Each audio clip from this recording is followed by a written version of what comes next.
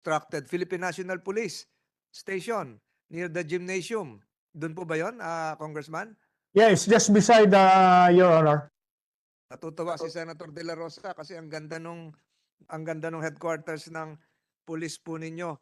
So may we get the reaction coming from the Supreme Court? Yes, Your Honor. With respect to this particular proposal, Your Honor, we are not objecting.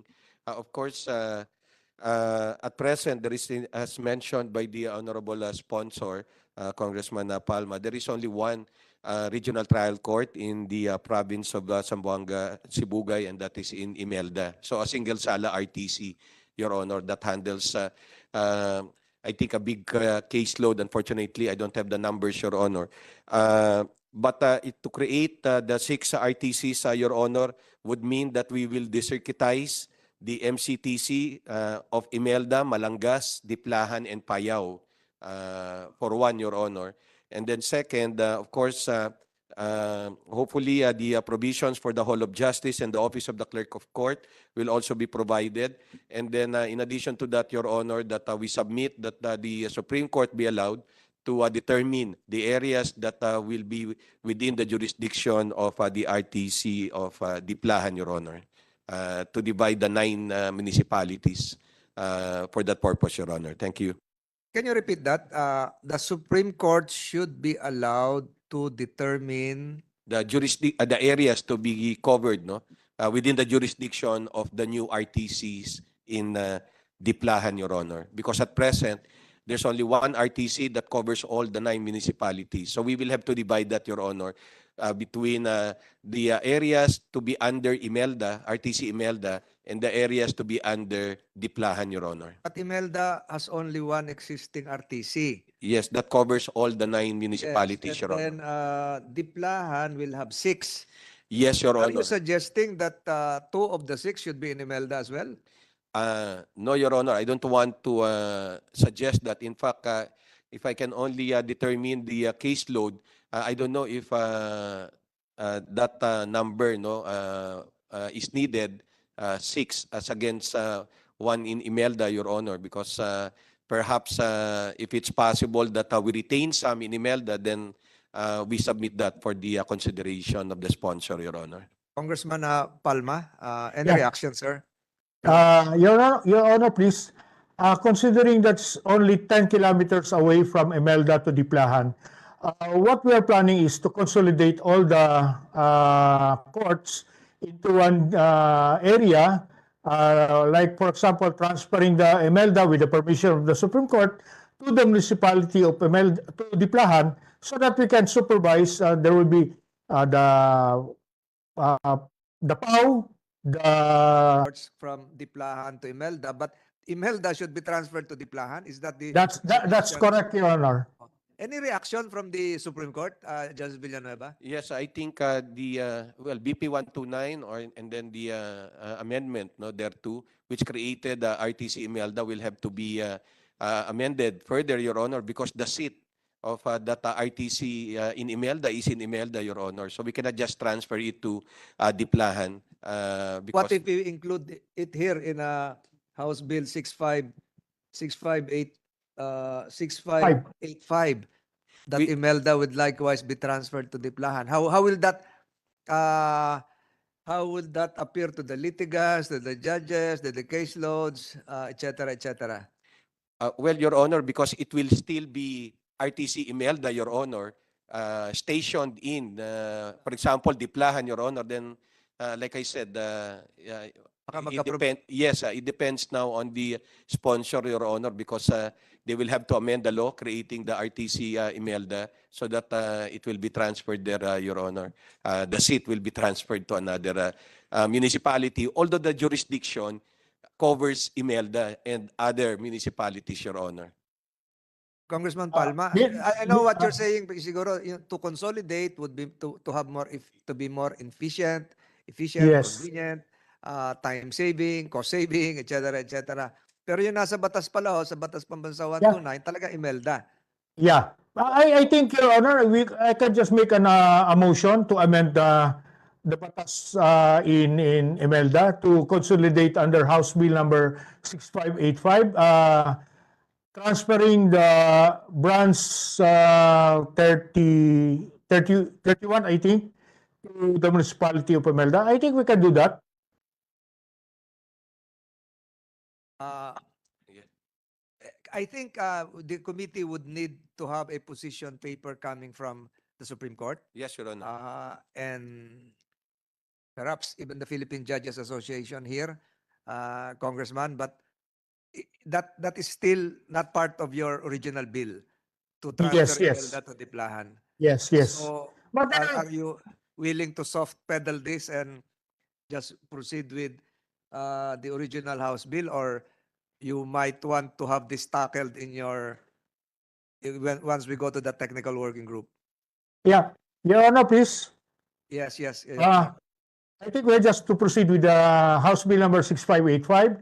Once it will be approved, then I'll file another bill transferring the Imelda one at a time to Diplahan. Jutay. Branch 21. Thank you, Congressman. No violent reactions from Philippine Judges Association, Philippine Prosecutors League, DBM. Magkano po abutin nito for the record? Your Honor, our rough estimate is 116.6 million po. 116.6 6 million. million. And that includes the prosecutor and the PAW?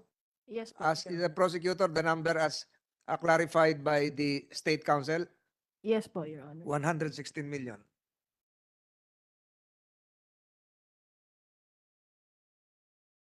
A year, annually.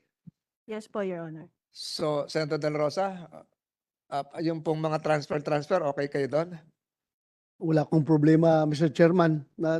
I agree with the statement of Honorable Walter Palma na if he wants it to be transferred to another location, then he will file another bill to that effect. So, for the record, I support. For the you're record, I very support. supportive Yes, Mr. Chairman. of Is, Congressman Palma. we have the same head profile. I am supportive of it. Thank you, Congressman Palma. Si Congressman, mahilig mag ano yan, magpakain ng lechon. Kaya siguro, pag natapos to, imbitahan kang kumain ng lechon. Any objections on the part of my colleagues virtually or physically present? Hearing none. House Bill number 6585 is hereby approved and will be referred to the plenary subject to a technical working group. Thank you. Congressman. Thank you, Mr. Chair. Thank you, members of Senator De La Rosa. Thank you very much. Dagang salamat, Congressman. We now proceed to House Bill, who is again, party list, Tingog party list, Mr. representative. Chair, excuse me. Yes. Mr. Chair, excuse me. With permission to leave, Mr. Chair, I do have some other concern. Thank you for your attendance, Congressman Palma. You deserve to take a leave. You've served your constituents well. Thank you. Thank you, thank you. We recognize the representative from the Tingog party list. The House Bill number 6587 is now under consideration, and not creating 4 additional branches of the RTC in the 8th Judicial Region to be stationed in the city of Tacloban, province of Leyte, and appropriating funds therefore. Congressman Jude Asidre, you are recognized, sir, for your opening statement.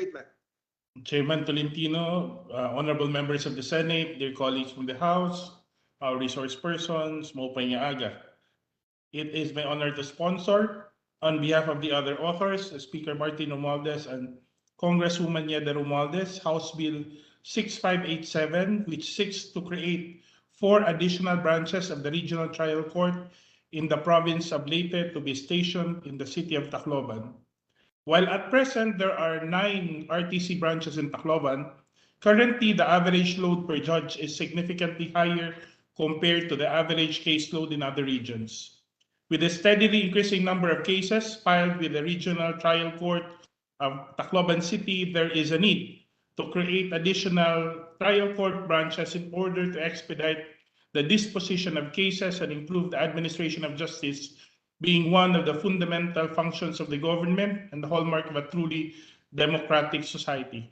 The creation of additional branches will serve the best interest of the public and respond to the growing demand for the immediate resolution of cases that presently clog the dockets, resulting in the undue delay in the dispensation of justice in the city of Tacloban and the province of Leyte. Hence, the need to create additional trial court branches for the judicial requirements of the province of Leyte has become more imperative and is utmost importance for the people of our province. Finally, we'd like to thank Chairman Tolentino and the esteemed members of the Senate for including this measure in today's meeting. Again, in view of the foregoing, the authors earnestly seek the approval of this proposed measure. Thank you very much. Thank you, Congressman. Maybe, Senator De Rosa, you have a statement or, yes. Thank you, Your Honor. I fully support the measures being sponsored by and authored by my good friend, Tingog Party List Representative Jude Asidre. Thank you, Mr. Chairman. Thank you, Congressman tuloy matatawag ko sa kay Senator De La Rosa. I have some questions to be that can be answered by the Supreme Court. There is an RTC branch 4, a family court for Tacloban. How come it is still to be organized? But Yes, Your Honor. nagtatagal? The family court, the statutory family court in Tacloban, and in the Region 8, actually, in all the provinces in Region 8, forms part of the 4th tranche of the statutory family courts that we are organizing, Your Honor. So we're just waiting for the funding for this court, Your Honor. And then once the funds are available, we will have that opened already for processing by the Judicial and Bar Council. So that's the reason why it's not yet So organized. when do we expect this to be organized? We submitted to the DBM, I think again this year, last year and this year, for funding, Your Honor, regarding this family courts, Your Honor. There is also another court in, although this will be tackled later, the same region in the city of Baybay. Yes, Your Unorganized din po. Yes po, Your Honor. For the record, the statutory family courts that form part of the 4th tranche that have not yet been organized because they remain unfunded, Your Honor, are those family courts, statutory family courts in regions 2, 8, 10, and 12, Your Honors. Thank you. So any statement concerning the request to have 4 additional branches? Yes, Your Honor. Considering that they have now 1, 2, 3, 9, Your 4, Honor. 5, 6, 7, 8, 9. Yes, Your Honor. For the record, Your Honor, we do not object to the creation of additional 5 regional trial courts in Tacloban City. At present, the total number of cases... 4, not 5. I mean, 4, Your Honor, sorry. 4 RTCs, Your Honor. At present, there are 9 RTCs. So if we make it, the total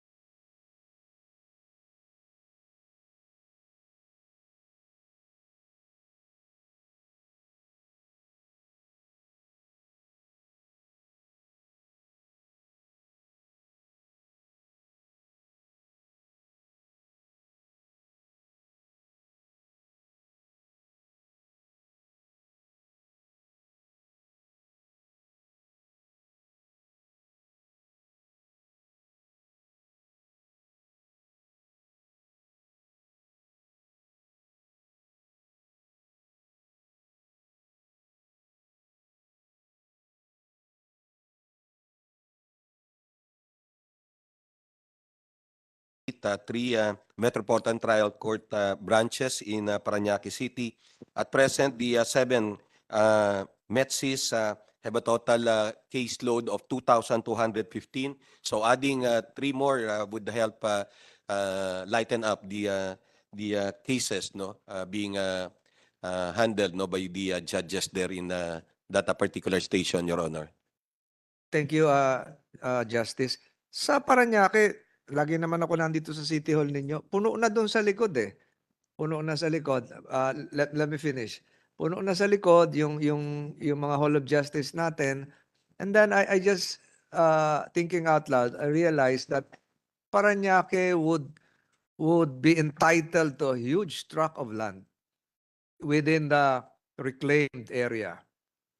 May plano ba na doon natin lagay yung Hall of Justice? Yes, Doon sa may MOA na yon, doon sa dulo-dulo. yes, Mas Your Honor, maluwag thank you for bringing that issue. As a matter of fact, at this point in time, Your Honor, we have an existing under construction, ongoing construction of a proposed satellite city hall within the MOA area that is located the demolished unified building. That was with- my terminal before. That is correct, sir.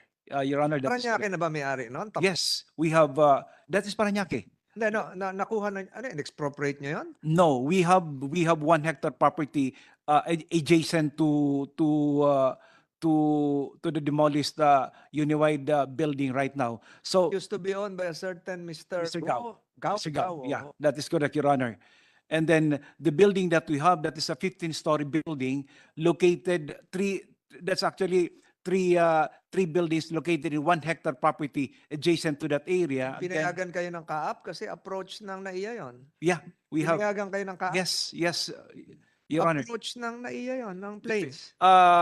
Near Marina, Your Honor, near Marina area, within that area, Makapagal area, there is an existing building right now, which I'm not mistaken, that's about 30 story. So ours is only 15. That is within the threshold of the height clearance. The newly soon to be established MTCs would be housed there. It could probably be there Okay. because the reason for that, Your Honor, we have one building for that intended for us. Although we were able to construct that building through a PPP process, one building was assigned to us, and that is a 15-story building to be named as a satellite city hall for Paranaque. With that, we intend to cater also government agencies, other government national agencies, including, for that matter, RTs or judiciary facility or judiciary allocation within our 15-story building, Your Honor. Galing. Congratulations. Congratulations. Your Honor, Senator Rosa.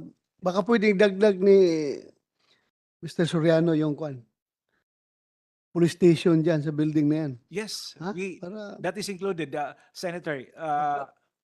That is included. Not only for that, let me mention of here before this committee that we will also be giving not only to the judiciary but likewise to our NBI, even to the immigration, and of course our judiciary for that matter. Your very good, para matakot na yung mga pugo mag-kidnap dyan sa area na yan pag may police station, di ba? That is correct. Tama-tama. That is correct. Thank you. Pakisabi kay Congressman na maraming salamat. Yes, yes, Your Honor. Congressman Olivares. Thank you. Thank you, thank you. Any opposition? Philippine judges? None? Philippine Prosecutors League? Ano bang tawag sa inyo? PLP? Prosecutors League. Prosecutors League of the Philippines, sir. We support the House bill, Your Honor. DBM, how much would this cost? May building na sila, 50 stories?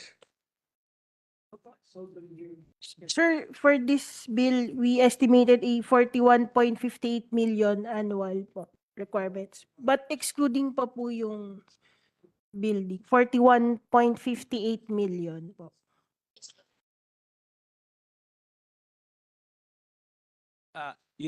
Your Honor. To that, Justice Villanueva, kung walang pera, Paranaque na yung magpagastos lahat. Di ba? For the usually, Your Honor, if the LGU builds, What I'm saying is this, not just for the facilities, Opo. the the salaries would be deposited to the trust account of the Supreme Court, funded by the LGU, and then it will be dispersed as if it came from the Supreme Court.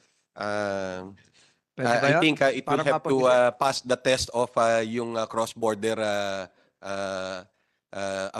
appropriation, Your Honor, from the Has this executive. been done before? No, I don't think so now, especially because of the decision of the Supreme Court, Your Honor. Yung tungkol sa DAP case, Your Honor, involving Presidenta Aquino, wherein funds, savings were declared early, and then the funds were transferred from the executive branch to I think the legislative branch, Your Honor. The Supreme Court said that that cannot be because that's considered cross-border. That's part of GAA. This is not part of GAA. The budget of Yung sa Paranaque. Your Honor, Paranaque, let me clarify LGU on funds, that. pwedeng bibigay sa inyo. Pasweldo. Mr. Chair, let me usually clarify by that. donation po yun. What is only being given by our city is just an allowance to all our judiciary employees, including but- judges for that matter, and even our fiscals and the Justice Department. We give allowances to them. That's pursuant, Your Honor, to the provisions of the local government code. So that's allowed by law, Your Honor. But yung binabanggit po ninyo na salaries mismo, in the form of salaries, I don't think it can Fund, pass. bibigay na trust fund. Siguro, Your Honor, we will look into it kasi to be honest about it, especially now, our Chief Justice is very conscious about funds coming from other branches of the government, Your Honor. So, yes po. Pero yung sa LGU, of course, they generate their own income, Your Honor. But still, it's coming from the executive branch. So yun lang po yung kailangan tignan, Your Honor. Senator De La Rosa is very supportive of the Supreme Court. He was the one who authored the judicial marshal. He would want to have a judicial marshal Air Force, judicial marshal Army, judicial marshal Navy, the entire three branches. So, armed forces na. Off the record dyan. Off the record yun. Off the record. That's off the record. So, any objections from the other resource persons here? Hearing none, the House Bill number 6581, authored by Congressman Edwin Olivares, is hereby approved, and the same will be submitted to the plenary subject to a technical working group. Thank you very much, Your Honor. In Thank behalf you. of Congressman Edwin Olivares, we are so thankful to the committee, Your Honor. Thank you very much. There is still one bill pending, and I think this is House Bill 6589, filed by Congressman Paulo Duterte, creating 11 additional branches of the municipal trial court in cities in the 11th judicial region to be stationed in the city of Davao, and appropriating funds therefore. Said bill is now under consideration, and we have a representative coming from the office of Congressman Duterte. Attorney Chris Ignacio, are you authorized to speak in behalf of Congressman Pulong? Yes, Your Honor. Good morning, Honorable Morning, Chairman. Mayong Good udto. Good morning po. Good morning, Honorable Chairman, Senator Boss Francis Tolentino, Honorable Senator Bato de la Rosa, our distinguished guests, and all resource persons and attendees of this hearing. We would like to thank the Honorable Committee for taking up House Bill number 6589, which is an act creating 11 additional branches of the Municipal Trial Court in cities in the 11th Judicial Region to be stationed in the city of Davao. A number of initiatives have been made to declog court dockets, the most significant of which is Republic Act number 11576, or the Judiciary Reorganization Act of 2021, which expanded the jurisdiction of first-level courts in hopes to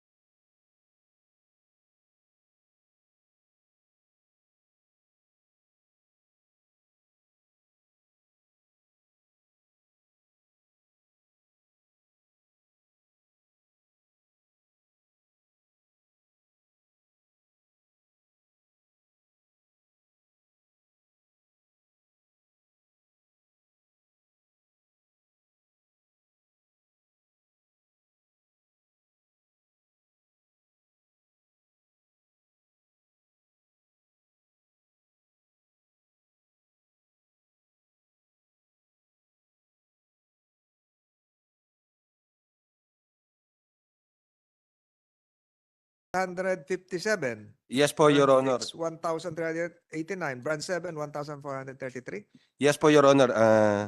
In fact, the total number of cases, no, for the 7 branches of Municipal Trial Court in cities in Davao City is 8,500, Your Honor, or an average of 1,215 courts, no, I mean cases per court.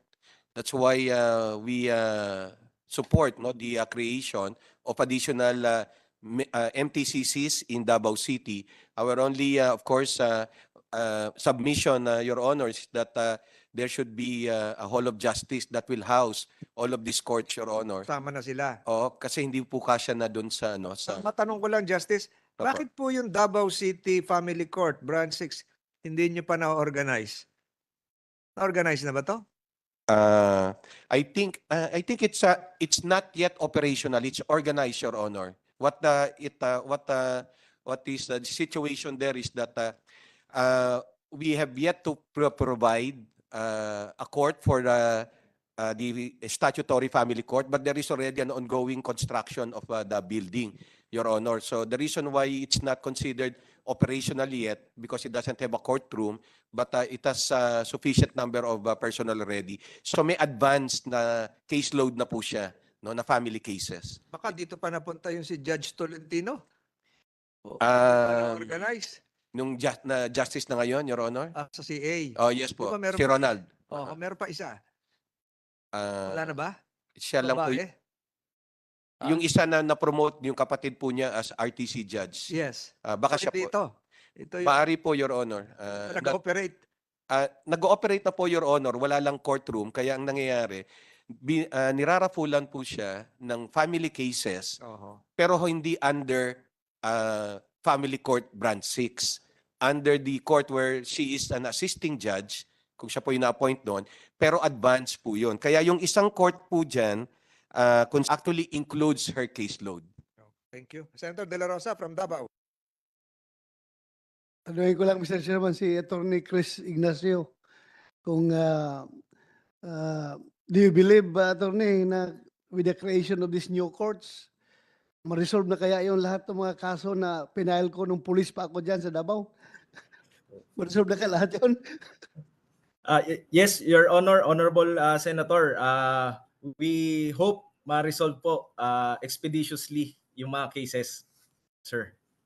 Thank you, thank you. Pana, biro lang yun, with due respect sa ating mga judges dyan sa Davao, mabilis yan mag-dispose ng kaso. Mabilis yan. Yung ibang mga nadidelay lang, yung mga unique na mga kuha lang yun, kaso. Pero yung akin naman mukhang ubos na. Diba? Pakicheck na lang doon, mukhang ubos na talaga. Ano yung mga Davao City Police. Thank you, Attorney. Regards mo ko kay Congressman Pulong. Thank you. Thank you po, Senator Bato. So from the Judges Association, there are six courts being requested to be organized in the city of Davao. 11 po, Your 11. I'm sorry, 11. Ano, gutom na ako. 11 additional branches of municipal trial courts in the 11 judicial region.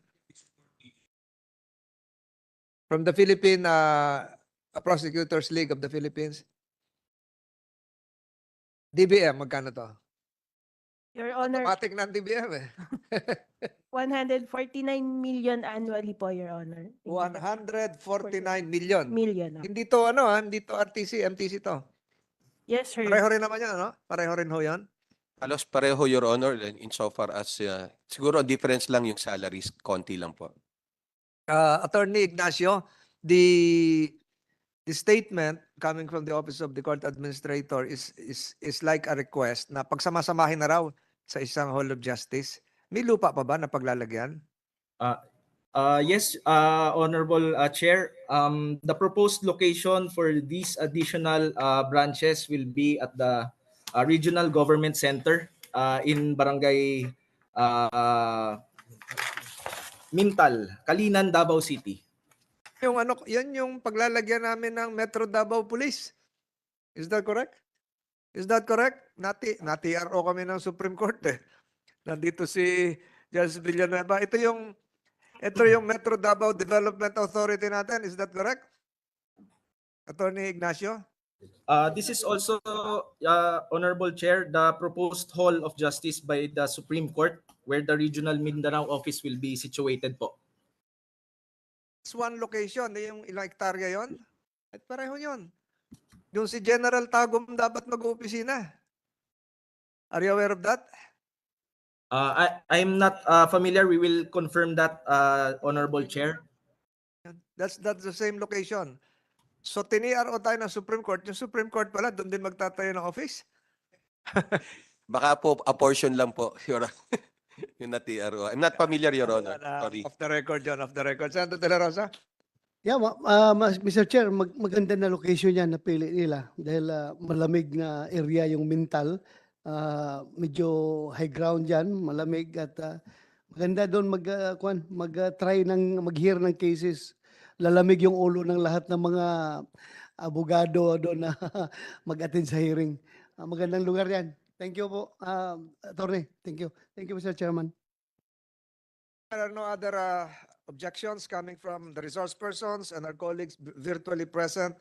House Bill 6589, authored by the Honorable Paulo Z. Duterte, is hereby approved and the same will be submitted to the plenary, subject to a technical working group. There are three other measures: House Bill 6584, 6583, and 6582, which will be deferred for consideration today. The Committee on Justice and Human Rights would like to thank all the resource persons present here, especially the members of Congress who took their time to attend physically this committee hearing, as well as the judges coming from the Philippine Judges Association, the court administrator, the representatives coming from the various congressmen, and those virtually present.